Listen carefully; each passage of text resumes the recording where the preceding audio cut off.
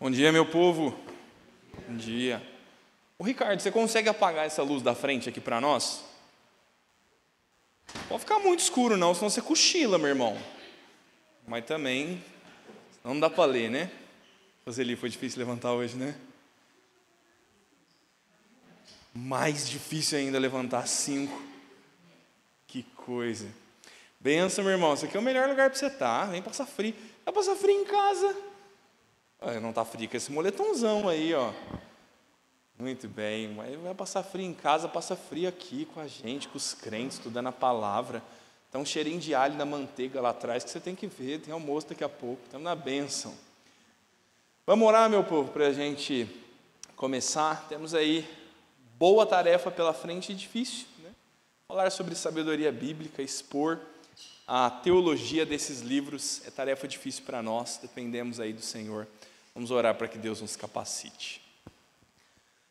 Pai de amor, queremos mais uma vez te louvar, Deus, por este santo privilégio, nos colocar perante o Senhor e beber de fonte cristalina que é a Tua palavra, Pai. Senhor, nós poderíamos estar em qualquer outro lugar, fazendo qualquer outra coisa. Mas aqui, Senhor, nós podemos nos ver perante Tua face, podemos pensar a Tua vida à luz dos ensinos bíblicos e rogamos, Senhor, para que o Senhor nos ensine, que Teu Espírito Santo ministre aos nossos corações, que não seja sabedoria de mero comportamento, de mudança externa, mas que a sabedoria bíblica leve o nosso coração a temê-lo. É o que nós realmente desejamos, Pai, conhecer o Senhor na Tua santidade, como o Senhor é, temer o Senhor profundamente, andar nos Teus caminhos com o nosso coração íntegro. Assim nós oramos, Pai, porque só o Teu Espírito Santo pode produzir isso. É o que nós pedimos no nome de Cristo Jesus. Amém, Pai. Meus irmãos, estamos aí então pensando sobre livros poéticos ou de sabedoria, são os mesmos textos, né? Salmos, Provérbios, Eclesiastes, Cânticos, Lamentações de Jeremias, são livros que tanto trazem profunda linguagem poética. Eu falei numa introdução sobre esses livros, você viu que não são estes somente que trazem poesia, mas estes são dedicados à sabedoria bíblica, né? A transmitir sabedoria. E hoje, meu irmão, isso aqui é o suco da fruta mesmo, né? Provérbios e Eclesiastes, dá medo falar desses livros, né? Eu vou recomendar para você, antes que eu esqueça, uma série de sermões do pastor Emílio Garófalo sobre Eclesiastes. Meu irmão, aquilo é de cortar na carne, viu? Ele abre o nosso peito e ele faz assim com o seu estômago para cá, ele faz assim com o seu pulmão, ele tira o seu coração ali de fora, mexe um pouquinho, põe de novo, mexe com a gente. O pastor Emílio Garófalo prega, eu não sei quantos, devem ser, sei lá, uns 17 sermões, se eu não me engano, e ele expõe Eclesiastes. Mas como eu sou muito melhor do que o Emílio Garófalo, eu vou falar sobre Eclesiastes em meia aula, porque a outra meia eu vou falar de Provérbios. Então, para você pensar como que o assunto é longo, extenso, né? O que nós queremos, a nossa proposta é uma introdução a esses livros, considerando a teologia bíblica que há contida neles, no restante dos outros, interligá-los com o restante da Escritura e pensar nos principais tópicos deste livro, né? Isso aqui vai ser para você, meu irmão, uma introdução à sabedoria, né? Uma introdução aos livros. Se você quer ser sábio, tempo hás de tomar com o livro santo e nele estudar, né? Diz o nosso hino. Então, para seres santo, tempo hás de tomar. Vamos falar sobre esses textos. Eu queria... Opa, o negócio foi rápido aqui. Queria começar com uma questão de aquecimento, diz o meu superintendente. Hoje, mais do que nunca, né? Você vai distender um músculo aí, meu irmão, se a gente não esquentar o assunto antes de se debruçar totalmente nele. Questão aí para a gente pensar um pouquinho. Nós temos sabedoria de muitas fontes, né? E ímpios e sábios vão produzir sabedoria. Se sabedoria é um tema bíblico, se nós estamos dizendo que a fonte de tudo isso é a Escritura, por que você cruza com tantos ímpios sábios por aí? Ímpios que às vezes falam mais apropriadamente do que crentes. Homens maus que têm discernimento, inclusive para usar este conhecimento, este discernimento para o mal. Como é que você me fala sobre isso? Gente que está no teu convívio e você fala, meu Deus, parece um servo do Senhor. Parece até um crente, o jeito que fala, as coisas que pensa, mas é um ímpio, nega Cristo completamente. E aí, meu irmão, como que nós entendemos por que há tantos homens maus e aparentemente sábios, se sabedoria é um tema bíblico? Vamos lá. Se você não se voluntariar, eu vou voluntariar alguém. Quem me fala sobre esse assunto, sua visão do assunto? Esse tipo de pergunta eu já tinha ouvido em outros estudos, e eu sempre penso, assim, Paulo antes da conversão dele. Eu creio que Paulo, antes da conversão dele, era uma das pessoas que a gente poderia falar sobre isso. Eu acho que Paulo, mesmo sendo um dos maiores assassinos da época, antes da conversão dele, quem estava no convívio dele falava, esse homem é sábio. Então, eu acho que isso faz a gente nos refletir nos dias de hoje, quando a gente realmente está no nosso meio e encontra pessoas que realmente têm a sabedoria, mas não professam a fé de Cristo, né? Um dia podem ser alcançados, e isso vai ser só um complemento na vida deles. Muito bem, você tem aí o apóstolo Paulo, conhecedor do Antigo Testamento, ensinado aos pés de Gamaliel. Se cutucasse Provérbios, saía Provérbios ali do apóstolo Paulo, nem conhecia a Escritura. Mas e aí, meu irmão, como é que faz com os ímpios? E se não forem apóstolo Paulos, que serão evangelistas para a glória do Senhor?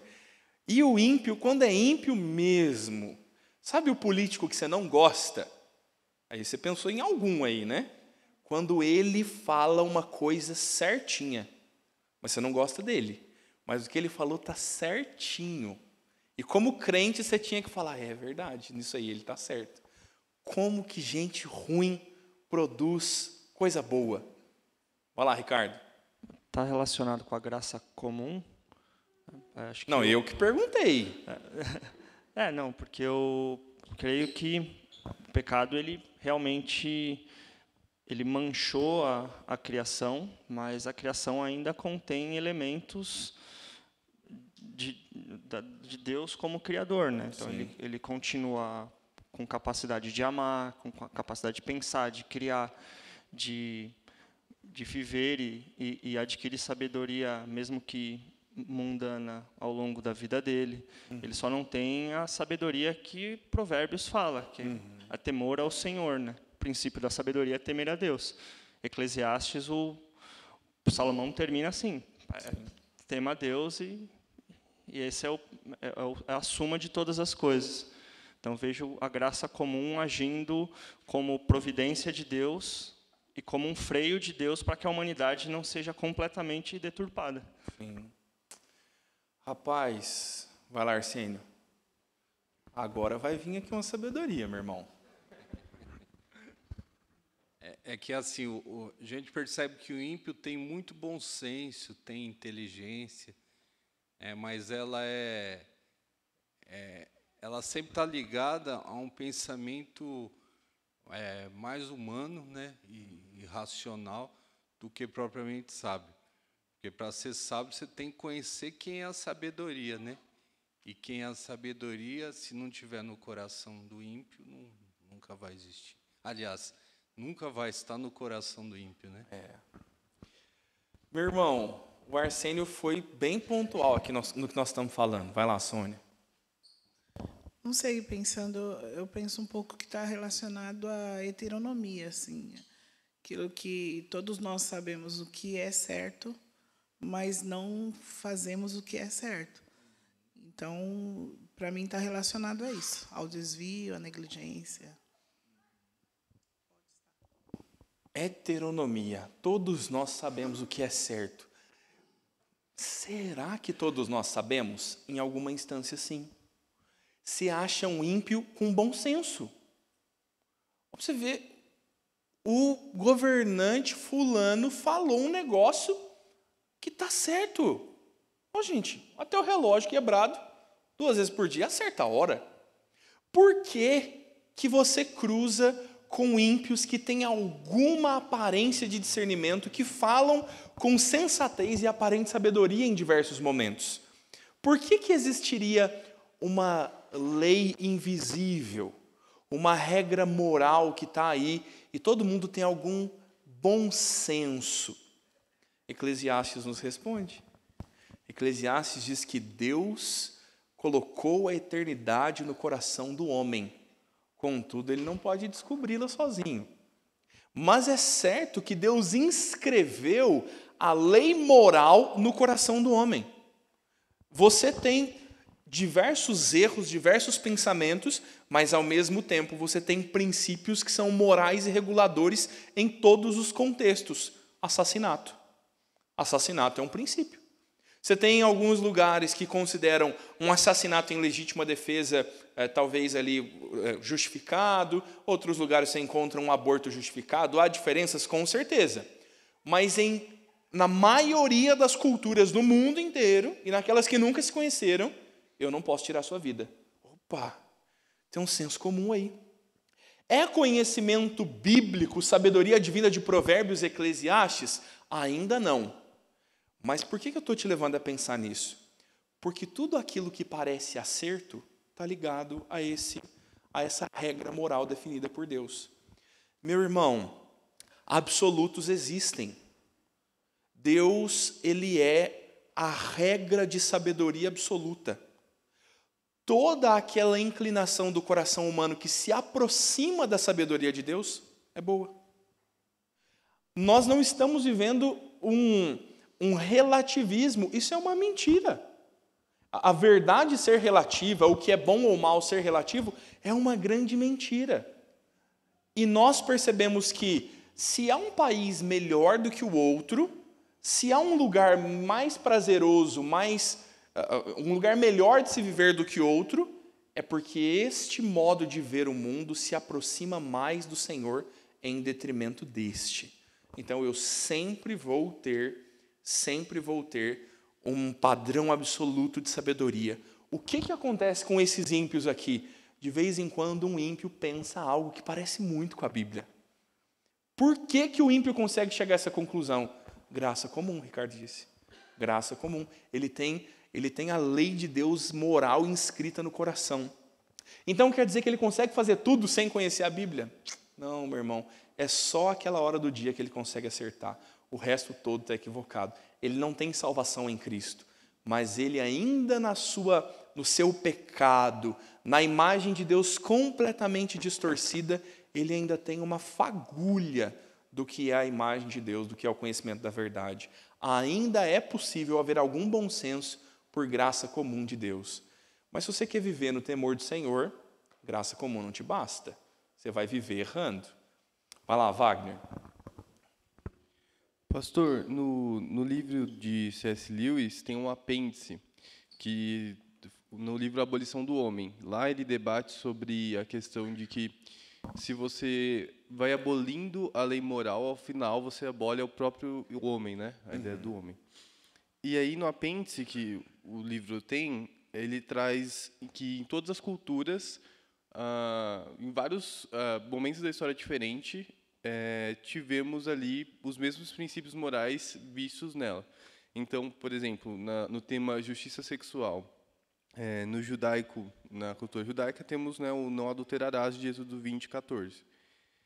Mas para os babilônios tem uma lista de pecados, e ele traz a referência do livro, mas eu não tenho direito aqui, que fala: por acaso ele abordou a esposa do seu próximo?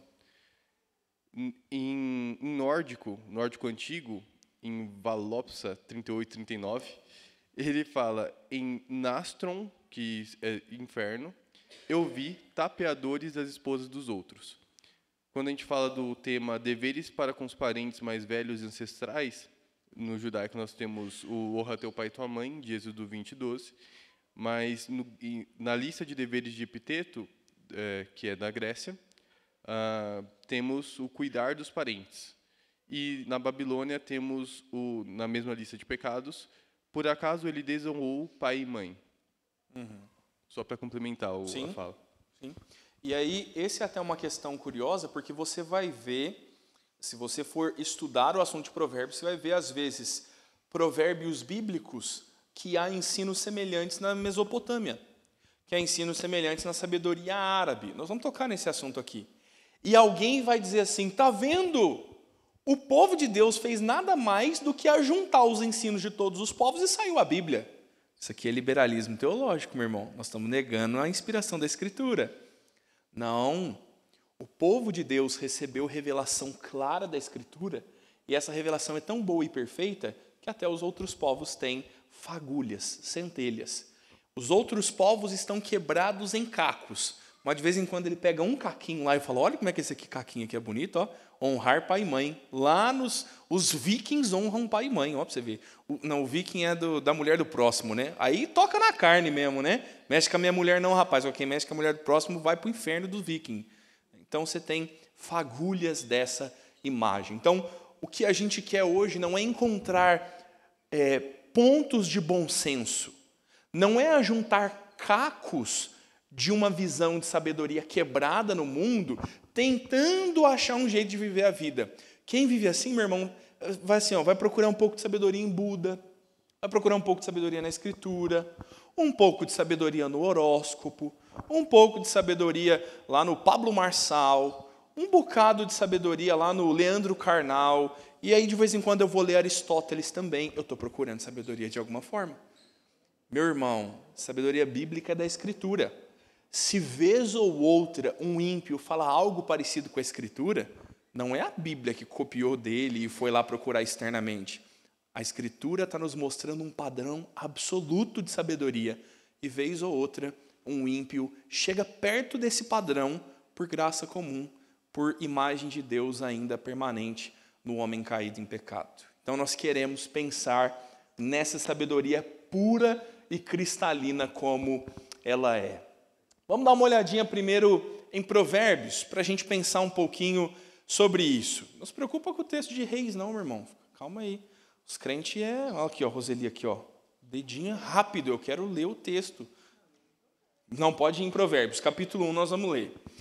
Meu irmão, Provérbios está nos apontando a vida dos sábios, dos conselheiros. Falei sobre isso lá na introdução dos livros sapienciais. É muito comum você ter pessoas com a profissão de sábio. Os conselheiros do rei. Seria tão bom se a gente tivesse isso hoje, né?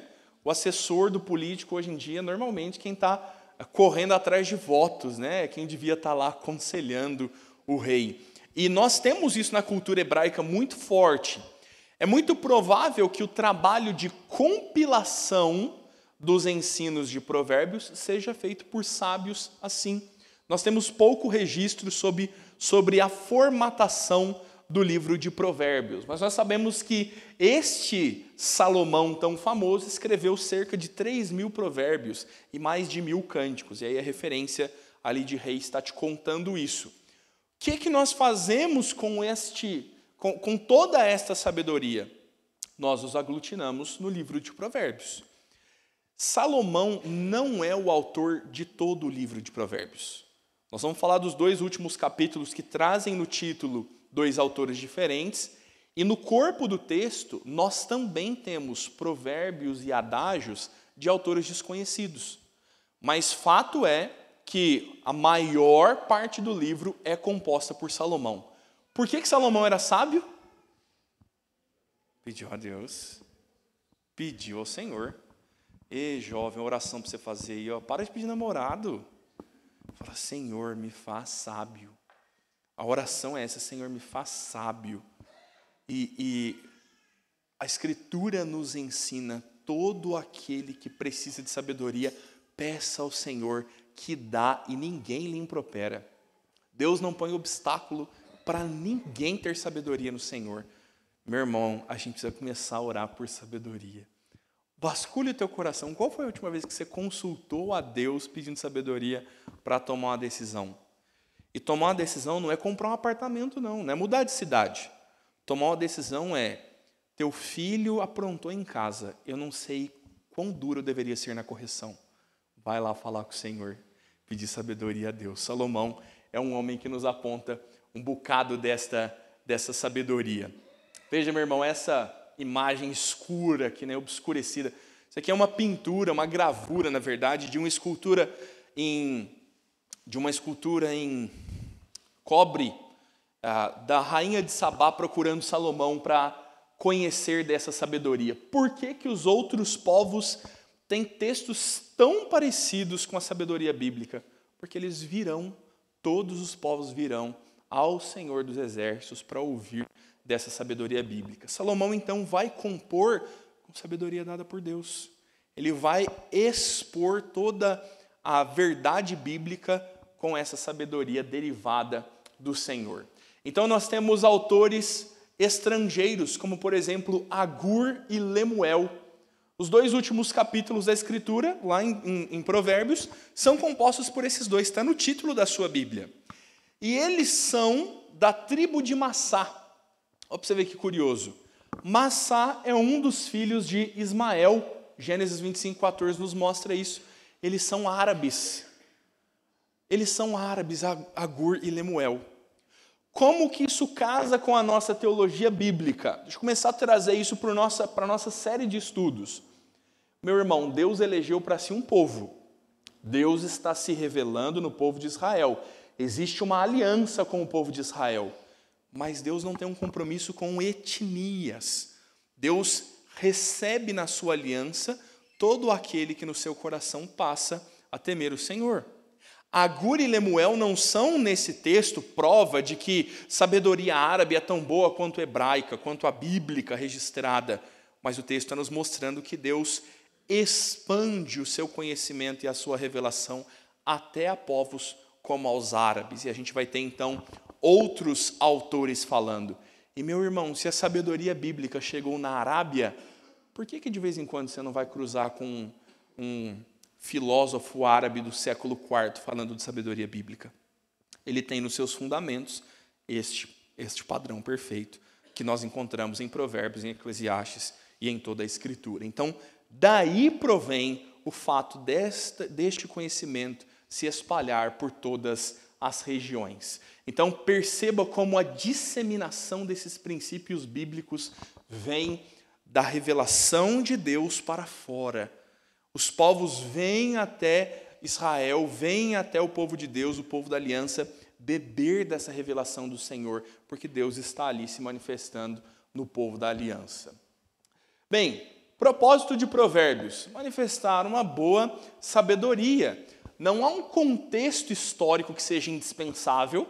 Não é, por exemplo, como o livro de Reis, ou Crônicas, ou Juízes, que você precisa entender a história, porque estes provérbios, eles são atemporais. Os provérbios que nos ensinam o texto são um conceito essencial de que sabedoria está arraigada nas experiências da vida. Meu irmão, olha aquele quadro renascentista bem bonito ali, ó. É Salomão naquela famosa cena. Você já ficou se perguntando como é que Salomão ia resolver aquela treta?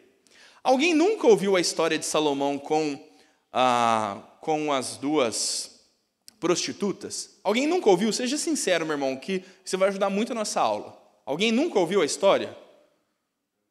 Quem? Márcio. Então, vou te propor para você resolver para nós, Márcio. Você vai me ajudar. Você vai me ajudar. Olha, deixa eu te contar o que aconteceu. Salomão é rei e ele julga as questões ali. Duas prostitutas tiveram filhos. Por elas serem prostitutas, o pai não está presente nessa cena. São duas mulheres e duas crianças. Uma das mulheres, durante a noite, dormindo, rolou sobre o filho e matou o filho. E aí o que ela fez? Desesperada, de madrugada, ela pegou o bebê dela morto, colocou no colo da outra mulher, pegou o bebê da mulher vivo e ficou com ela. Aquela outra mulher, quando acordou de madrugada, viu o filho morto, se desesperou, pranteou, mas quando clareou o dia, ela olhou e falou, olha, mas essa criança morta não é meu filho. E ela viu que o filho dela estava no colo da outra. Mas como que ela ia provar isso? Então essas duas mulheres aparecem a Salomão com essa história. Ó rei, o meu filho foi roubado por esta mulher.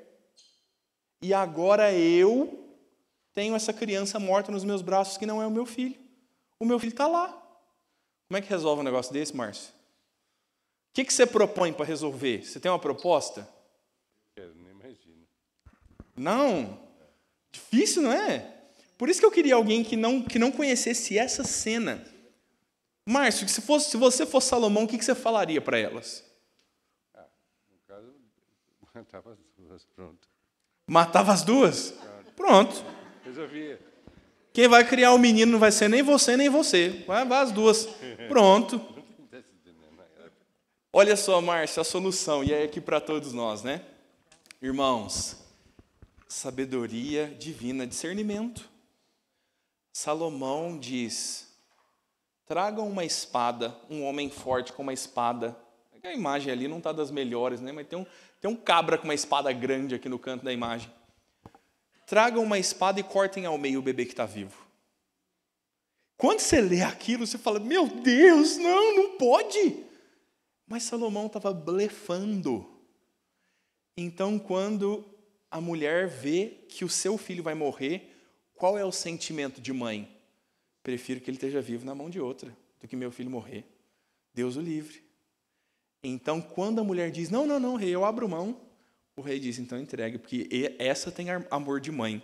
A outra diz, então parte a criança, porque ela já perdeu o próprio filho, ela não tem nada a perder, por assim dizer.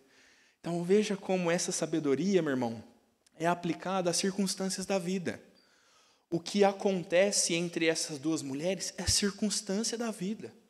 É o tipo de problema que acontece com a gente. É o tipo de coisa que vem na vida do crente. E como é que você vai lidar com isso?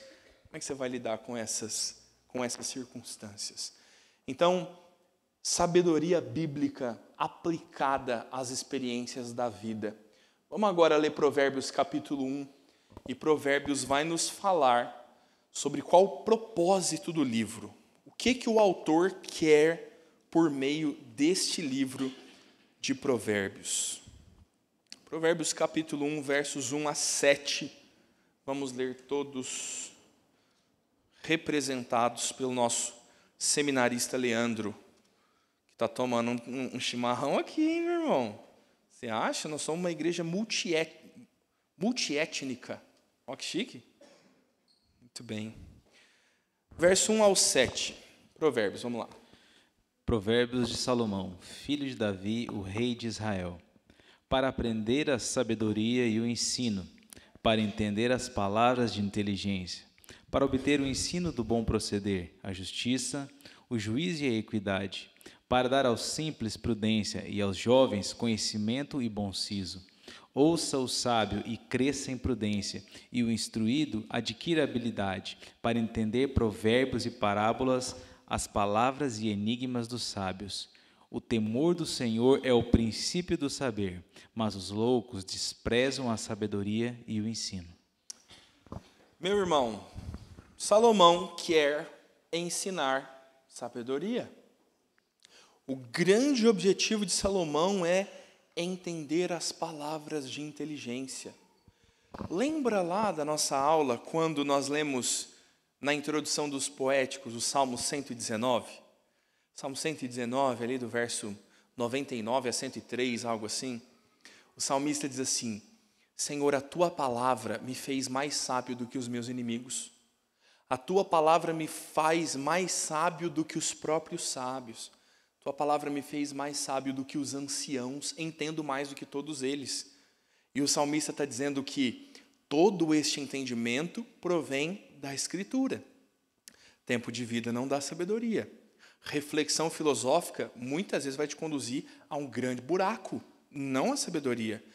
Há sabedoria lá, mas essa não é a fonte do saber. A Escritura, meu irmão, vai te dar sabedoria para lidar com os teus inimigos, para aprender mais do que os teus mestres. Nós temos professores de doutorado defendendo pronome neutro. A nossa língua portuguesa é uma língua clara e específica, que expõe a forma de ser. E nós não vamos encontrar sabedoria bíblica tantas vezes naqueles que ocupam as mais altas cátedras do nosso país. Nós temos, meu irmão, juízes na Suprema Corte Federal dizendo absurdos sobre aborto, sobre a pedofilia. É que fala aborto, às vezes alguém ainda até simpatiza, mas quero ver simpatizar com pedofilia. A pena é abrandada, meu irmão. Você consegue dizer que isso é sabedoria bíblica? Sabedoria provém daqui e não de outras fontes. Quando vez ou outra alguém fala com sabedoria da porta para fora, é graça comum de Deus, porque graça é especial, uma vida de inteligência para decidir só vai vir daqui. Então Salomão diz que ele quer obter o ensino do bom proceder. Deus quer te dar sabedoria, meu irmão, para você dirigir sua casa, para você resolver os problemas do teu casamento. Se você ler Provérbios, eu tenho certeza que ele vai amassar você no seu casamento. Quanto vai fazer isso com o teu trabalho? Vai ter com a formiga preguiçoso, porque ela trabalha durante o inverno para ter de comer durante o verão. Sabedoria bíblica. Olha aqui os meus queridos adolescentes que aqui estão. O texto diz que é para dar aos simples prudência e aos jovens conhecimento e bom siso. Meu irmão, eu confesso que eu fui pesquisar se o termo siso, que nós usamos prudente, tem a ver com este termo bíblico aqui. Não encontrei nenhuma ligação. A Sofia, que é dentista, que se vire depois lá para tentar nos explicar essa teologia dos dentes. Olha o que o texto está dizendo. Os simples. Quem são os simples? Aqueles que caem nas armadilhas.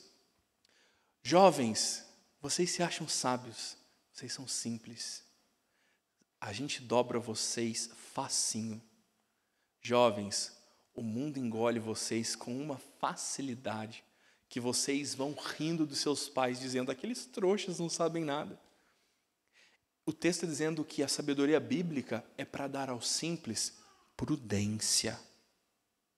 É natural da nossa juventude sermos imprudentes. Você só vai. Você está pensando, a frase do jovem é vai dar nada. Eu tinha um amigo que isso virou um bordão na nossa turma. Não vai dar nada. E se der, é pouca coisa. É o que a nossa turma de jovens dizia. Deu pouca coisa. Deu morte, capotamento de carro, homossexualismo, deu adultério, fornicação, porque a prudência não estava lá. Então, meu irmão, há essa piada do brasileiro, né? Essa crença comum entre nós. Qual é a crença comum entre nós? Que você ganha juízo quando nasce o seu siso, não é verdade? Quando o siso está lá, que nasce aí dos 16 aos 21 anos, agora a Sofia pode transbordar todo aquele conhecimento acadêmico. E é uma piada comum entre os brasileiros, né? Você está ficando responsável quando você tem os seus sisos. Aqui a ideia de siso na Escritura é discernimento. Meu jovem, a Bíblia pode dar para você algo que você não vai ter em nenhum outro lugar. Discernimento. Você consegue separar as coisas, entender o que é e o que não é, o que é certo e o que é errado, o que é bom e o que é mal. Aí, meu amigo, você pode ler a dialética de Hegel. Deixa eu falar para você, jovem, com bom siso, você vai ler Karl Marx, tranquilinho, para a glória do Senhor, porque você tem discernimento para entender e julgar as coisas à luz da sabedoria bíblica. Se você não tem bom siso, nós vamos encontrar com você de cabelo azul daqui a uns tempos, dizendo que aborto é um direito do corpo feminino, que você abandonou o bom discernimento da Escritura. Então, a Bíblia quer nos dar isso. Salomão está nos dizendo que o propósito do livro é nos dar discernimento bíblico para saber o que fazer no lugar de Salomão aqui, em decisões tão difíceis quanto esta. Meu irmão, a sabedoria não é de Salomão, a sabedoria é do Senhor. Por que Deus não poderia te dar boas condições de julgar questões difíceis dessa mesma forma? Estamos nós lá pedindo sabedoria. Reunião do conselho, primeira oração, vamos pedir a Deus sabedoria. As decisões são difíceis, olhe pelo seu conselho. Meu irmão, precisamos andar por este caminho aqui. Ainda nisso, nós tocamos num ponto aqui que é essencial. Porque Salomão está nos dizendo que, afinal, o temor do Senhor é o princípio do saber, e os loucos desprezam a sabedoria. O que é que vai fazer distinção entre alguém que tem conhecimento bíblico e sabedoria vinda do Senhor e consegue julgar as coisas? Isso começa em temer a Deus. Por isso que os ímpios, vez ou outra, pela graça comum, acertam, mas não são confiáveis. Porque o temor do Senhor é o princípio do saber. É a partir daqui que as coisas começam. Se você teme a Deus, você quer pensar como Deus pensa.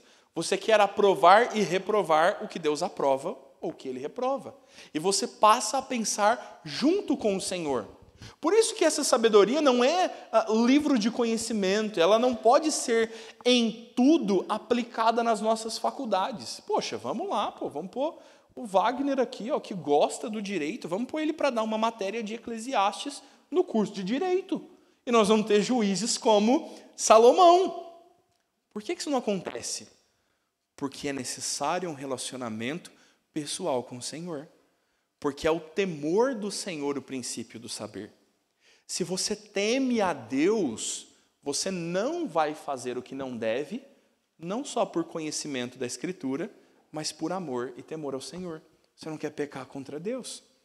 E aí, então, nós vamos ser apresentados aqui em Provérbios a uma cristologia, a um relacionamento pessoal com Deus, que nós conhecemos agora no Novo Testamento, mediado em Cristo. E o livro de Provérbios vai nos narrar a busca da sabedoria. Meu irmão, veja que o verso 20 do capítulo 1 de Provérbios começa a dizer sobre a sabedoria como uma pessoa, sobre a sabedoria como algo encarnado. Ele diz: grita na rua a sabedoria, nas praças levanta a sua voz, do alto do muro clama, à entrada das portas e na cidade profere as suas palavras. Até quando, ó nécios, amareis a necessidade, e vós, escarnecedores, desejareis o escárnio, e vós, loucos, aborrecereis o conhecimento? Atentai para a minha repreensão, e eis que derramarei copiosamente para vós outros o meu espírito, e vos farei saber as minhas palavras. Meu irmão, estamos falando de uma sabedoria personificada. Ainda que em Provérbios isso seja uma linguagem de texto, quem é a expressão de todo o conhecimento de Deus? Onde eu encontro com clareza a personificação da sabedoria, o ápice da revelação de Deus? Se a revelação de Deus é sabedoria, onde está o lugar onde toda a revelação de Deus está ali expressa, revelada? Quem é o ápice da revelação de Deus? Cristo. Se você tem a Cristo, você tem na pessoa de Jesus toda a revelação de Deus. Você tem na comunhão com Jesus condições de ter o seu pecado redimido e de ter verdadeiro temor ao Senhor. Na pessoa de Cristo, o que era quebrado pelo pecado, agora é reatado. E você consegue viver em comunhão com Deus e receber do Senhor espírito de sabedoria. O texto nos aponta para Cristo. Provérbios, meu irmão, não é um texto comportamental. Olhe a manifestação da narrativa de sabedoria nos evangelhos. Olhe Cristo agindo com sabedoria. Provérbios está nos levando a um relacionamento com Deus e não uma caixinha de promessas. Todo dia você vai lá e aprende um provérbio diferente para tentar usar no momento em que for oportuno. Então, nós olhamos para Jesus e vemos isso. Os homens apertam Jesus e dizem assim: Senhor, você que é bom mesmo? É que eles não eram mineiros, que eu sou, né? Você que é bom mesmo? Dá o dinheiro de César, paga os impostos ou não paga os impostos? Ixi, rapaz, está parecendo Salomão encurralado, né? E aí? E Jesus, com sabedoria, diz: de quem é a face na moeda? É de César. Então, se o dinheiro é de César, dá a César. Eles encurralam Jesus dizendo: Senhor, eis aí uma mulher adúltera. A lei de Moisés diz para apedrejar. Jesus não conhece a lei de Moisés? Ele conhece. Mas a intenção daqueles homens não era a santificação do povo de Deus. A intenção daqueles homens era vingativa e mais querendo acusar o Senhor Jesus. E o Senhor Jesus diz, ótimo. A lei de Moisés manda apedrejar, pois que apedrejem. Mas só apedreja aquele que tiver condições. Quem não tiver pecados, que atire a primeira pedra. Sabedoria. Sabedoria de Cristo para dizer para aquela mulher, viva no temor do Senhor, vai, não peques mais. O Senhor Jesus está tratando com um e com o outro lado. Meu irmão, boa sabedoria é andar com Jesus. Boa sabedoria é mais do que conhecer todos os sábios possíveis. É discernir as coisas espiritualmente, no temor de Deus, olhando para a pessoa de Cristo. Você pode não conhecer todas as leis bíblicas, mas a lei do Senhor se resume em uma coisa: amarás a Deus de todo o teu coração, toda a tua alma, de todo o teu entendimento, e amarás o teu próximo como a ti mesmo. Se você entender essas coisas em Cristo, você cumpre o restante da lei. Vai lá, Alexandre. Dá para relacionar isso que você acabou de falar com 1 Coríntios 1:24, que diz que Cristo é poder de Deus e sabedoria de Deus? Exatamente. Loucura para os que se perdem. Loucura para os que se perdem. 1 Coríntios vai fazer essa discussão. Será que os sábios deste mundo são verdadeiros sábios? Será que os capazes deste mundo é quem nós deveríamos ouvir? E 1 Coríntios vai dizer, não. A lógica de Deus é diferente. O conhecimento e a sabedoria do Senhor são diferentes. Por isso, a pregação da verdadeira sabedoria é loucura e escândalo para os judeus e para os gentios. Mas para nós que somos salvos, poder de Deus. Nessa perspectiva, Cristo é a sabedoria do Senhor. Estar com Cristo, meu irmão, é verdadeira sabedoria. E se você amar Jesus sinceramente, você está apto para tudo quanto deve fazer. Jovem, você não vai obedecer o Senhor por regra. Você não vai obedecer. Você vai saber a regra, seu coração vai querer outra coisa, você vai fazer o que você quer. Mas se você amar o Senhor, de portas fechadas no teu quarto, com o teu telefone na mão, o que vai te levar à santidade não é a regra, é Jesus. É relacionamento com Cristo. É temor a Deus. Por isso que essas coisas estão no coração. Sabedoria é sobre relacionamento com Deus e não sobre conhecimento de provérbios. O capeta conhece provérbios, irmãos. Core salteado. Daria para fazer, então, essa mesma relação de que Provérbios ele teria a função de trazer luz sobre a vinda de Jesus? Como sabedoria? Aspecto messiânico de Provérbios, né? Podemos pensar nisso? Podemos. Sempre haverá boa cristologia em todo livro, né? Sim, sim. Aham. Sim. Sim. Temos isso em Cristo. Então, assim, o que é difícil, Alexandre? Tipologia bíblica é seguro fazer quando a própria Escritura faz. Vou dar um exemplo. 1 Pedro está dizendo, olha, o povo foi batizado nas águas do dilúvio. Opa, eu posso falar que o dilúvio foi batismo? Posso, porque a Bíblia falou. Aqui eu tenho uma tipologia bem clara. Eu posso falar sobre uma tipologia entre Provérbios e Jesus na palavra da sabedoria? Essa tipologia é difícil quando eu não tenho um texto bíblico que faz. Qual é o meu desenvolvimento nisso? Teologia bíblica. Eu tenho uma teologia bíblica que me dá condições de pensar onde que a Bíblia fala sobre palavra e conhecimento. Vamos fazer uma teologia bíblica aqui? Nós estamos ousados hoje, hein? Vem comigo, meu irmão. Como o mundo foi criado? Palavra do seu poder. As coisas vêm à existência pela palavra de Deus. Eu não tenho nenhum registro sobre quem Deus é. Como que a lei de Deus é revelada? Palavra de Deus. Deus está falando. Agora, Provérbios está nos falando sobre uma palavra de sabedoria. Eu entendo que a sabedoria aqui está sendo bem descrita como um efeito do temor do Senhor. Eu tenho palavra aqui, bem claro. O livro dos Salmos, o Salmo 119, que fala sobre a Bíblia, vai nos dizer que o crente anda por meio da palavra de Deus, dos ensinos do Senhor. Eu tenho no Novo Testamento Cristo sendo chamado de o Logos de Deus, o Verbo, a palavra de Deus. O Evangelho de João vai dizer que ele é o Verbo de Deus, sem ele nada do que foi feito se fez. Eu tenho Cristo como essa palavra. Eu consigo pensar em uma ligação de Cristo com todos estes ensinos relacionados à revelação da palavra. Isso é uma possibilidade de teologia bíblica. O que é o problema? Não dá para você sair daqui agora e publicar um livro sobre Provérbios, Cristo, a palavra de Deus. Você vai ter que estudar muito exegese para você conseguir fazer isso com segurança. A chance de nós fazermos uma analogia errada nessas comparações existe.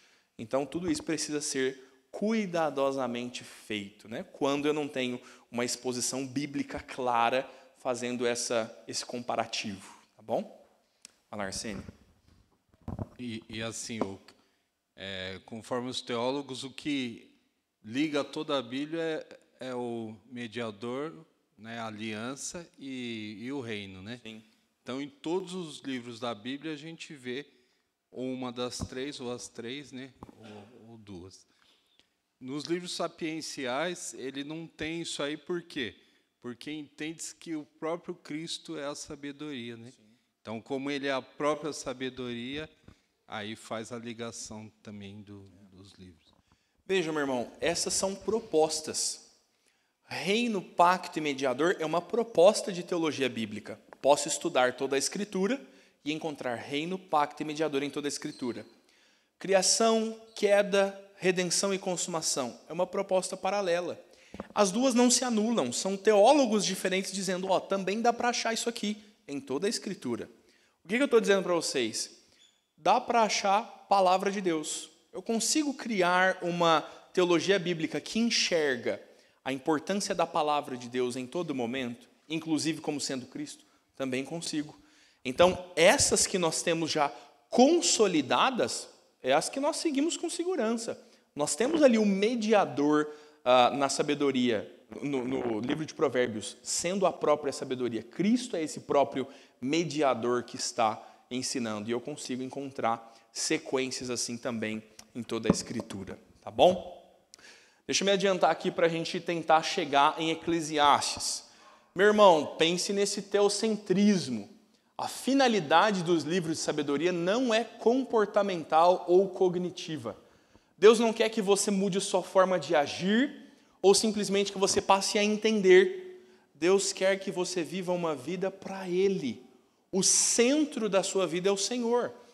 Como viver em boa sabedoria bíblica? Centralizando a tua vida no Senhor, vivendo em relacionamento com Deus. E não só mudando sua forma de agir ou de pensar, mas mudando toda a tua estrutura para temer o Senhor sobre todas as coisas. Olha aqui uma boa fala do Andrew Hill dizendo: o temor do Senhor são as lentes dos sábios e poetas do Antigo Testamento. Isso era o distintivo dos israelitas para os sábios e poetas do Antigo Oriente Médio. Deus era a fonte e o dispensador de discernimento, aplicação prudente ou habilidosa dos poderes da razão humana às questões da vida. O que muda no temor do Senhor? Deus é a lente. Você vai passar a interpretar as coisas à luz do temor de Deus. Você passa você passa a aplicar as leis do Antigo Testamento em sabedoria agora discernida, destrinchada para isso na vida prática, na vida comum do ser humano. Vai lá, Ricardo. Reverendo, licença. Não que eu queira acrescentar algo na aula, mas... Não, acrescente, por favor. No livro do Peregrino, tem um momento ali que eles estão indo lá para a cidade celestial e eles estão numa parte que eles podem dormir a qualquer momento e eles começam a conversar. E o Esperançoso, que é um dos personagens, ele faz a seguinte pergunta para o cristão: como descreverias o temor correto? Indagou o Esperançoso. O temor verdadeiro ou correto revela-se em 3 coisas. Primeiro, pela sua origem, pois é causada pela salvadora convicção do pecado. Segundo, leva a alma a agarrar-se fortemente a Cristo em busca de sua salvação. E terceiro, ele gera na alma uma grande e contínua reverência por Deus, pela sua palavra, seu caminho, conservando a alma terna, temerosa de se afastar dele, à direita ou à esquerda, de fazer algo que desonre a Deus, que abale sua paz, entristeça o espírito ou que permita ao inimigo falar de modo reprovador. Parece confissão de fé, né? A linguagem dele, né? Bem definindo ali a tua forma de temer a Deus. É isso que nós precisamos, é aqui que a gente quer andar na boa sabedoria, temor do Senhor. Veja, meu irmão, que ainda na teologia bíblica nós encontramos aliança dentro de Provérbios. Como que a aliança está presente? Cumprimento da lei. Provérbios está mostrando que toda aquela lei do Antigo Testamento são as condições da aliança de Deus com o seu povo. O povo de Deus precisa cumprir a lei, mas é tão difícil entender, não dirás falso testemunho às vezes, né? É tão difícil entender, não furtarás muitas vezes. Provérbios vai descrever essas leis em termos práticos. Provérbios vai te dar ensinos e exemplos da vida real para aplicar as condições da aliança de Deus. Provérbios continua nos somando na ideia de aliança com o Senhor, de reino de Deus. Como vive o reino de Deus? Provérbios descreve como são os cidadãos deste reino. Mais do que isso, Provérbios tem uma outra ideia boa, que a sabedoria é transmitida entre as gerações. Falamos disso lá na introdução aos livros sapienciais, mas Provérbios se fundamenta nisso de ouça o filho, de como pais corrigem seus filhos, de como anciãos dão bom conselho aos mais jovens. Isso é um fundamento importante, e a teologia aliancista vai trazer essa ideia da transmissão, de uma família da aliança que vai se seguindo. E este último ponto é um tanto importante, meu irmão. Existem benefícios e consequências e danos da quebra dos mandamentos do Senhor. O provérbio está te dizendo.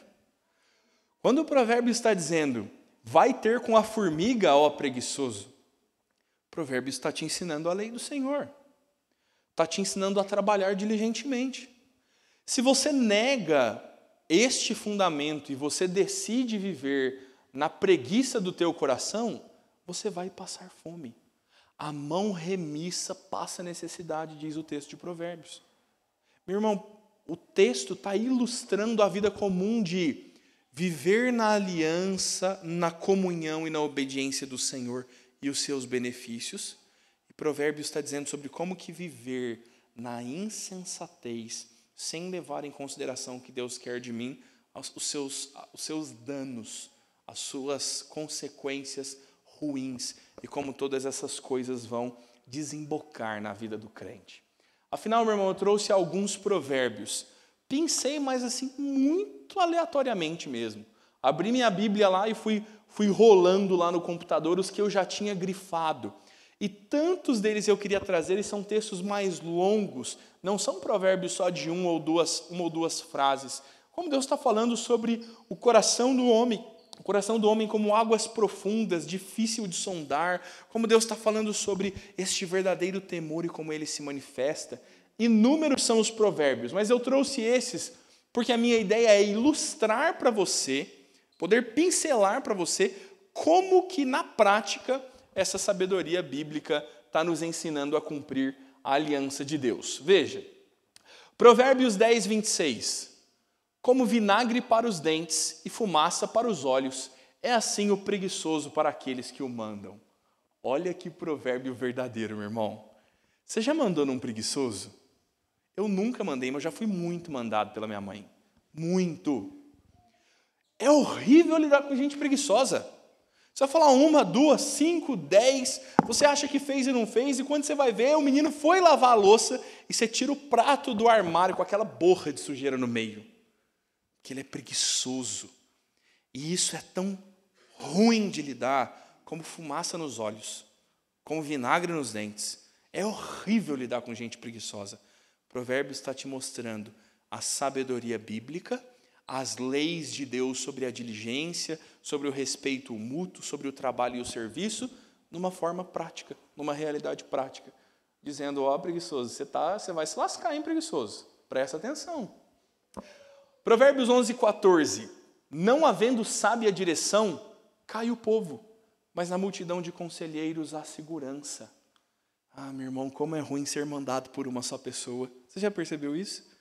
Você já percebeu como que a multidão de conselhos é muito melhor do que você simplesmente não ter sábia direção? Cai um povo inteiro, cai uma nação inteira. Nós vemos isso acontecer. Nós vemos isso tantas vezes no nosso país acontecer. A falta de conselhos, uma atitude sem discernimento, fazer cair todo o nosso povo. Provérbios 12:1. Quem ama a disciplina ama o conhecimento, mas o que aborrece a repreensão é estúpido. Você vê como é que a escritura às vezes é dura, né?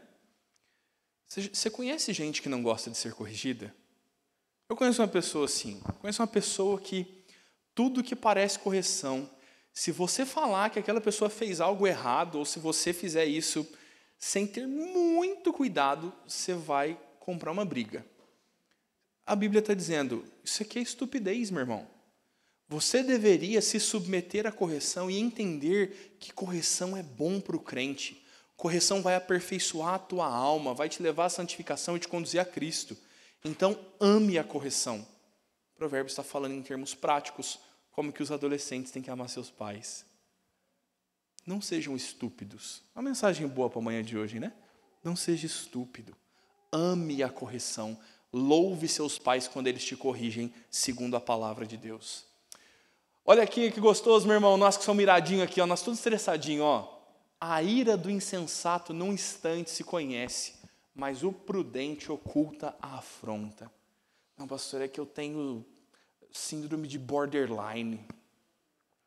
Tá bom, borderline. Sabe como é que a Bíblia chama isso? Insensatez. Falta de sabedoria.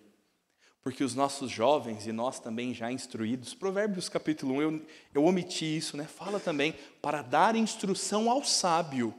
A nós que já somos, ou nos consideramos sábios também, meu irmão, sinal de sabedoria é, ó, aplacar sua ira. Quem sai estourando por qualquer coisa, a Escritura está chamando de insensato. E vários outros provérbios vão falar sobre a ira e as más consequências que ela vai trazer para a vida daqueles que andam irados. Meu irmão, isso aqui é maravilhoso, isso aqui é muita prática da humildade. Não te glories na presença do rei, nem te ponhas no meio dos grandes, porque é melhor que te digam, sobe para aqui, do que seres humilhado diante do príncipe. Sabe a pessoa que gosta sempre de ser bem chegado? Você vai na festa de casamento e o cara na festa de casamento vê a mesa do noivo e ele quer sentar na mesa do noivo. Porque afinal ele é tão amigo do noivo, ele é querido do noivo desde a infância. E aí chega lá o organizador da festa e fala assim, você poderia, por favor, sentar? Tem uma mesa com a plaquinha do seu nome logo ali, ó, atrás do buffet ali, é que aqui é para o pai do noivo. Esse é um lugar de honra e você não tem ele. Ai, dói, não dói, meu irmão? É melhor que você esteja sentado lá no fundo e que alguém vá te buscar lá e diga, olha, você é amigo de infância do noivo, ele quer que você sente na mesa dele. Ô, meu irmão, isso aqui resolve uns problemas nas reuniões da empresa? Não resolve? Nas reuniões da empresa, que você se sente o suprassumo da empresa. Até que na manhã seguinte, a reunião de ontem era para te mandar embora. Doloroso, né? Doloroso. Deus quebra o orgulho e Provérbios está te ensinando aqui, meu irmão, a lidar com o teu orgulho e ser humilde. Provérbios está ensinando a lei do Senhor. Como o crisol prova a prata e o forno prova o ouro, assim o homem é provado pelos louvores que recebe. Elogia o cabra. Você quer saber se ele é orgulhoso, se ele é humilde? Sabe que você elogia. E da mesma forma como o ouro é provado no forno, essa pessoa vai ser provada no elogio. Dura coisa, né, meu irmão? Nós nos exaltarmos além do que nos convém. Provérbios é essa boa instrução, meu irmão, para toda a vida. Nós precisamos lidar com isso. Mas Eclesiastes traz alguns pontos um tanto distintos. Eclesiastes continua na boa sabedoria, mas Eclesiastes vai nos levar a uma visão um tanto mais dura da vida. Quero passar rapidamente sobre Eclesiastes, te apresentar alguns princípios do livro, pensarmos um pouquinho sobre como Eclesiastes é mais duro no tratar do que o texto de Provérbios. Veja, Eclesiastes é um livro de autoria desconhecida. Tem razões para crer que foi Salomão, tem razões para não crer que foi Salomão. Eclesiastes está sendo escrito na perspectiva de um convocador ou de um pregador. Você tem ali ao longo do livro um homem, uma pessoa, talvez uma figura de linguagem, alguém que está te narrando todo o livro. Mas Eclesiastes é Salomão. Pode ser, pode não ser. Evidências para você pensar que Eclesiastes é Salomão. Leia ali na sua casa, depois, para a gente ganhar um tempinho aqui, capítulo 1, 12 até capítulo 2, 11. Você vai ver que o autor está dizendo que ele foi o maior de todos os reis de Israel e que ele teve mais mulheres e riquezas do que todos. Bem, parece Salomão, né? É a cara de Salomão isso. É o maior rei de Israel, ele tem lá suas 1000 mulheres. Salomão tem riquezas sendo trazidas de todos os lugares e depois dele o reino é dividido e daí é decadência. Mas, ao mesmo tempo, este autor está dizendo que ele foi maior do que todos os outros reis de Israel. E esse de Salomão só houve um. Será que nós deveríamos pensar assim? Então, há razões para pensar que foi e há razões para pensar que não foi Salomão. Fato é que o pregador... meu irmão, como eu quero que você ouça o Garófalo. Vai lá, meu irmão. Vai lá ouvir um sermão por semana. Um sermão por semana até o final do ano. Você vai bater no meu ombro e vai falar assim, pastor, estou quebrado, cara. Porque eu fiquei quebrado ouvindo sermões em Eclesiastes, vendo a vida nua e crua como ela é. O pregador vai te conduzir. O Emílio Garófalo é muito fiel nas exposições quando ele está sempre dizendo... Hoje o pregador nos conduz, e é esta figura que vai narrar todo o livro de Eclesiastes. Veja, este pregador usa alegorias, adágios, metáforas, provérbios, ele vai falar de todas as grandes crises da existência humana. Veja, Eclesiastes coloca com clareza a vida comum. Tem muita coisa para considerar em Eclesiastes que é difícil. A morte, a velhice, tempos bons e tempos maus, os ímpios que fazem tudo de mal e prosperam. Eclesiastes vai discutir essas coisas. Quem lê Eclesiastes fala credo. Não fala credo? Porque o livro quase nunca tem uma guinada. O livro é só é bom, é bom, é bom, é bom e tudo é vaidade. É bom e é vaidade. E você fala, mas quando que o negócio vai se alegrar um pouco? E muita gente vai dizer que Eclesiastes é um texto pessimista. Mas, meu irmão, o propósito do livro é lidar com a vida como ela é. O propósito do livro é, afinal, nos mostrar que não há nada debaixo do sol capaz de dar sentido à vida. Nem os deleites, nem o muito dinheiro, nem o muito trabalho, nem os bons ou os maus relacionamentos. Ele vai nos conduzir em altos e baixos até o Senhor. Eclesiastes é um livro fantástico, meu irmão, fantástico. Olha como alguns fundamentos são importantes. Eclesiastes, capítulo 1, verso 11, nos coloca perante a problemática do texto. Eclesiastes vai descrever qual é o grande problema o qual ele está tratando. Perdão, querido, na verdade, do verso 4 ao verso 11. Eclesiastes 1, verso 4 a 11. Ele diz assim, vou ler desde o verso 1. Palavra do pregador, filho de Davi, essa é outra referência para Salomão, tá? Mas, ao mesmo tempo, todos que são da descendência de Davi são filhos de Davi. Então, você tem prós e contras para Salomão. Rei de Jerusalém, vaidades de vaidades, diz o pregador, vaidades de vaidades, tudo é vaidade.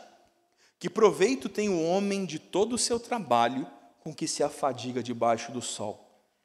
A geração vai, geração vem, mas a terra permanece para sempre. Levanta-se o sol e põe-se o sol e volta ao seu lugar onde nasce de novo. O vento vai para o sul, faz o seu giro para o norte, volve-se e revolve-se na sua carreira e retorna aos seus círculos. Todos os rios correm para o mar e o mar não se enche. Ao lugar para onde correm os rios, para lá tornam eles a correr. Todas as coisas são canseiras tais que ninguém pode exprimir. Os olhos não se fartam de ver, nem se enchem os ouvidos de ouvir. O que foi e o que há de ser, se fez, isso se tornaria a fazer. Nada há, pois, novo debaixo do sol. Há alguma coisa que possa dizer, vê, isto é novo? Não. Já foi nos séculos que foram antes de nós. Já não há lembrança das coisas que precederam e das coisas posteriores. Não haverá memória entre os que hão de vir depois delas. Triste, né? Num dia chuvoso ainda, a gente lê um texto desse, você volta para casa depressivo, falando, vaidades de vaidades.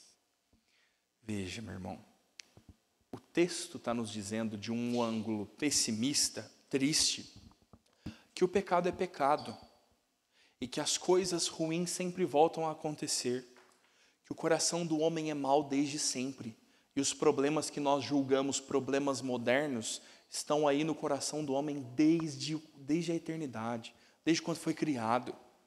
Desde quando caiu em pecado, os mesmos problemas estão, de forma que não há nada de novo debaixo do sol. É duro lidar com isso. A linguagem do pregador é dizer, o vento gira, gira, gira e volta. Os rios correm, correm, correm e o mar nunca se enche. E os rios voltam a correr. As coisas nunca mudam. Isso é desesperador por um ângulo. Mas por outro ângulo, no ângulo que o pregador vai dizer, ele vai dizer, se você andar no temor do Senhor, você vai ser tão bem-sucedido quanto todos os que viveram antes de você. Porque Deus tem controle de todas as coisas e não há nada de novo debaixo do sol. E Deus dá a você condições de gozar da vida e viver tudo quanto há de bom nela, com sabedoria e bom siso, discernimento. Com discernimento você consegue viver bem toda a vida. O Senhor te dá a viver, apesar de tudo ser sempre um ciclo, você pode viver bem em todos estes ciclos. Então veja como Provérbios está nos apresentando, ou melhor, Eclesiastes está nos apresentando alguns fundamentos. Primeiro deles, tudo é vazio. Nada tem sentido em si mesmo. A ideia de vaidade aqui não é se maquiar na frente do espelho, né? Vaidade no português talvez seja isso, se maquiar na frente do espelho. Para Salomão, vaidade é poeira. Vaidade é vapor, neblina. Lembre disso na Escritura? Como a manhã que amanhece cheia de neblina e logo o vento dispersa. Foi embora. Vapor, que você abre a porta do teu banheiro logo após o banho e em segundos aquele vapor que enchia o cômodo, ele já se dissipou. E Salomão, que eu já estou te falando o que eu acho, hein? O pregador está te dizendo, todas as coisas na vida são vagas e passageiras, elas vão como um vapor. Não tem nada de novo e tudo que se repete, quando você vê já foi. Como é que você vai viver num mundo desse? Aí o pregador vai te ensinar a viver num mundo onde as coisas são cíclicas e tão passageiras. Por isso você precisa partir de um ponto que sem a perspectiva do Senhor, nada vai fazer sentido. Sabe, meu jovem, essa sua vida sem sentido? Quando você tem a sua crise existencial na frente do espelho e nada faz sentido? É claro que não vai fazer. Você quer que sua vida faça sentido no vestibular? E aí nós mais adultos, né, nós que somos experimentados, a gente ri dos adolescentes. Olha lá, ele acha que o vestibular vai resolver a vida dele e você acha que a aposentadoria vai resolver a sua. A gente está correndo atrás do mesmo vapor. Quando eu estiver aposentado, quando eu for morar onde eu quero, então, vaidades de vaidades, diz o pregador, tudo isso é vapor, meu irmão, e vai com o vento muito rápido. Por isso que Eclesiastes fala tão profundo ao nosso coração, é a aplicação de sabedoria bíblica. E difícil de entender, viu? Por isso que eu te falo, vai com o garófalo. A leitura simplesmente do texto é um pouco difícil. Olha um outro princípio. Não há nada de novo debaixo do sol. Falamos disso, né? De como as coisas tornam a acontecer. E tem crente desesperado, pensando, pastor, o mundo está perdido. Sempre teve, meu irmão. Sempre teve. As guerras que nos ameaçam têm proporções globais hoje, é verdade. Mas as guerras sempre estiveram aí. Ai, pastor, a ideologia de gênero vai arrancar as nossas crianças. Vai mesmo. Mas, meu irmão, os cultos pagãos eram orgias. O problema já estava lá antigamente. Os romanos já tinham esses hábitos. Pastor, mas você viu, há 30 anos atrás, a televisão não passava tanta nudez. Você assistiu o filme da Xuxa? Deixa eu falar um negócio para você. Os Jogos Olímpicos eram disputados nus, sabia? Será que nudez é um problema moderno? E, meu irmão, o povo de Deus está sobrevivendo a isso em todos os tempos. E a palavra do Senhor é real e absoluta em todos os tempos. E ainda hoje, a sabedoria bíblica é fiel e suficiente. Meu irmão, confia, Deus sabe o que está fazendo. A busca de satisfação e sentido, né? Falei sobre isso agora, pensando aí nos nossos adolescentes e também em nós. E Eclesiastes vai fazer um negócio que a igreja evangélica brasileira precisa, e os bons calvinistas não fogem, olhar a vida como ela é, por mais difícil que seja. Eclesiastes não te mostra, meu irmão, uma vida de vitória. Eclesiastes não te mostra uma teologia da prosperidade. Eclesiastes te põe diante da realidade nua e crua. O final do livro fala sobre o avanço da idade. Ele diz assim, olha, aproveite a vida antes que os mordedores caiam da tua boca. Antes de você precisar de um corega. Masca uma carne, meu irmão. O texto de Eclesiastes diz assim, aproveite a vida antes que o canto dos pássaros se torne distante, se torne baixinho. Você está perdendo a audição. Ouve tua música favorita. O texto de Eclesiastes diz assim, olha, aproveite o tempo que Deus te dá antes que o gafanhoto te torne pesado. Você não tem força mais para levantar nenhum gafanhoto. E adivinha como termina a narrativa desse texto? Vaidade, vaidade, tudo é vaidade. Mas o texto diz, jovem, você, antes que venha este tempo, reconheça o Senhor. Reconheça o Senhor nos dias da tua mocidade, antes que todas essas coisas te aconteçam. Eclesiastes, meu irmão, está olhando a realidade nua e crua e lidando com a vida por mais difícil que ela seja. E por isso que eu acho que você deveria estudar esse livro, entender esse livro. Anota aí uma dica de leitura. Há um comentário bíblico excepcional sobre Eclesiastes. Se chama Cristo a partir de Eclesiastes? Como é que chama lá? Pregando Cristo a partir de Eclesiastes. De um teólogo bíblico bom com força, que eu não lembro quem é, um dos holandeses aí. Pregando Cristo a partir de Eclesiastes. O propósito do livro, meu irmão, é que a vida deve ser buscada centrada em Deus. Tempos bons, tempos maus, todo o tempo é centrado em Deus. E aí, então, nisso, a vida oferece bons e maus momentos. Nada vai te satisfazer. A tua vida está em Deus, vivida no Senhor e para Ele. Eclesiastes vai fazer esse bom trabalho de te colocar perante essa dura realidade. Olha o verso 14 que está ali exposto. Diz assim, olha, no dia da prosperidade goza o bem, mas no dia da adversidade considera em Deus, que fez tanto este como aquele, para que o homem nada descubra do que há de vir depois dele. Duro, né? Deus faz o dia bom, Deus faz o dia mau, e você não sabe nada do que vai acontecer no dia seguinte. Você só pode viver o dia de hoje apegado ao Senhor. Se a gente estudasse Eclesiastes, a gente resolvia um problema de ansiedade, não resolvia? Olha esse texto aqui. A gente lidaria bem melhor com as nossas ansiedades. Veja, o propósito ainda é apresentar aliança com Deus, mais uma vez na retribuição. Igual estudamos em Provérbios. Boas atitudes, fidelidade à palavra, comunhão com Deus, vai te dar bons resultados. Abandono do Senhor, negar os princípios bíblicos, afastar-se da Escritura, vai te trazer duras consequências. A aliança continua sustentada em Eclesiastes, que não deixa de ser um livro cristocêntrico.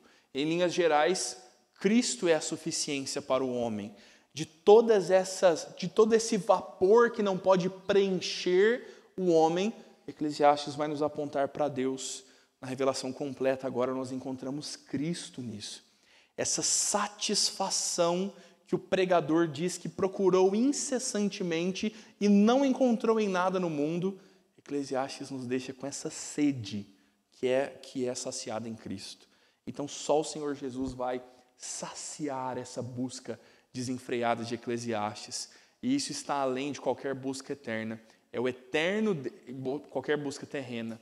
É o eterno Deus que nos ensina a viver em todo o tempo. Para nós encerrarmos, queria ler esses 2 textos contigo. Pedir para o presbítero Jorge abrir para nós em Eclesiastes 12, verso 9 a 14, e depois vamos todos juntos para Eclesiastes 2, que é um texto bastante importante para nós.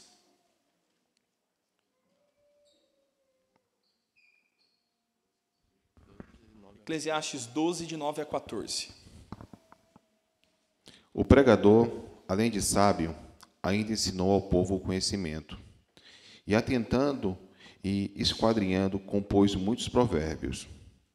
Procurou o pregador achar palavras agradáveis e escrever com retidão palavras de verdade. As palavras dos sábios soam como aguilhões, e com pregos bem fixados as sentenças contidas, dadas pelo único pastor. Demais, filho meu, atenta, não há limite para fazer livros, e o muito estudar é enfado da carne. De tudo que se tem ouvido, a suma é: teme a Deus e guarda os seus mandamentos, porque isso é o dever que todo homem. Porque Deus há de trazer a juízo todas as obras, até as que estão escondidas, que sejam boas, que sejam mais. Veja aí, esse é o final do livro. O texto que eu te falei dos idosos é logo o trecho anterior, texto bom de ler. E a conclusão do livro é, olha, o pregador fez o melhor do que podia. O pregador escolheu boas palavras, ensinou ao povo, mas não tem limite para o saber. Nós somos tão limitados que nós estudaríamos, leríamos e nunca chegaríamos ao fim. Então, como você poderia viver uma vida sábia se o pregador não pôde te ensinar tudo e você nunca seria capaz de aprender? Bem, para viver uma vida sábia de tudo que você tem ouvido, tema ao Senhor. Eu vinha te falando isso de Provérbios. Tema ao Senhor. Se você teme o Senhor, você não vai adulterar. Se você teme o Senhor, você não vai andar em injustiça. Se você teme o Senhor, você vai saber, literalmente, calar a boca, ficar quieto, no momento de ficar quieto, por temor ao Senhor e amor ao próximo. Então, o resumo de toda a sabedoria bíblica é temor ao Senhor. Temendo a Deus, meu irmão, sim, com certeza, guarde os seus mandamentos, isso é o dever de todo homem. Mas se você não temer o Senhor, você está fadado a viver como um insensato para o resto da tua vida. Você pode decorar o Leandro Carnal, sei lá, vai ler Cornelius Van Til, Boa Teologia, faça o que você quiser. Sem temor do Senhor, você está fadado a viver na insensatez. Por fim, vamos ler todos juntos, Eclesiastes 2, verso 24 a 26. Um bom resumo de como nós podemos viver a vida com sabedoria no Senhor. Eclesiastes 2, de 24 a 26, diz assim: Nada há melhor para o homem do que comer, beber e fazer que sua alma goze o bem do seu trabalho. No entanto, vi também isto vem da mão de Deus, pois separado deste, quem pode comer ou quem pode alegrar-se? Porque Deus dá sabedoria, conhecimento e prazer ao homem que lhe agrada, mas ao pecador dá trabalho, para que ele ajunte e amontoe, a fim de dar àquele que agrada a Deus. Também isto é vaidade e correr atrás do vento. Viva, meu irmão, com sabedoria, reconhecendo que todas as coisas vêm do Senhor.